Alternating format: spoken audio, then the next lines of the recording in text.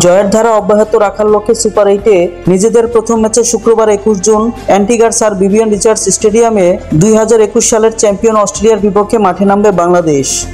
ম্যাচটি শুরু হবে বাংলাদেশ সময় ভোর 6:30টায়। 2007 সালে টি-20 বিশ্বকাপের প্রথম আসরের পর এবার দ্বিতীয়বারের মতো শেষ 8-এ খেলবে টাইগাররা। সুপার 8-এ ব্যাট বলের সাথে মানসিক ও শারীরিক দৃঢ়তার পরীক্ষা দিতে হবে বাংলাদেশকে। সেই সঙ্গে উইকেট বিবেচনায় আগের ম্যাচের উইনিং কম্বিনেশন ধরে রাখতে চাইবে টিম ম্যানেজমেন্ট।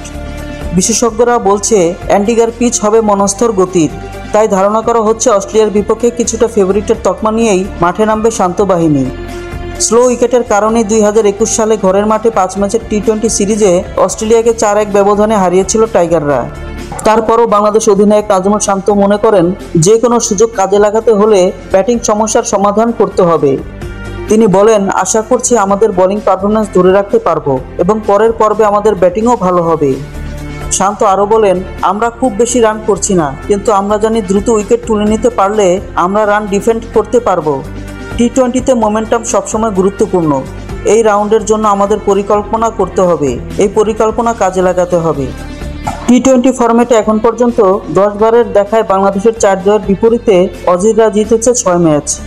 টি-20 বিশ্বকাপে বাংলাদেশের বিপক্ষে 5 বারের মোকাবেলায় সবগুলোতেই জয় পেয়েছে অস্ট্রেলিয়া। অস্ট্রেলিয়ার বিপক্ষে বাংলাদেশের সম্ভাব্য একাদশ: তানজিদ হাসান তামিম, লিটন দাস, নাজমুল হোসেন শান্ত, সাকিব আল হাসান, তাওহিদ হৃদয়, মাহমুদুল্লাহ রিয়াদ, জাকির আলী অনিক, রিশাদ হোসেন, মুস্তাফিজুর রহমান, তাসকিন আহমেদ ও তানজিম হাসান সাকিব।